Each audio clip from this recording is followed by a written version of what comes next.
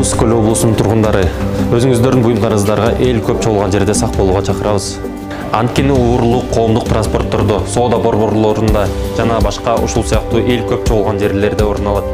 Андыктан уурулуктун курмандыгы болуп калбоо үчүн негизги коопсуздук эрежелерин сактаңыздар.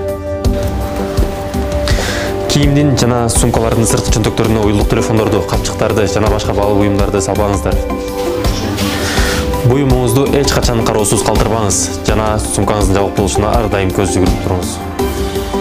Өзүңүздүн акча каражатыңызды элдин көзүнчө санабаңыз. Ушуну менен сиз уурулук фактысына шарт түзүп жатасыз.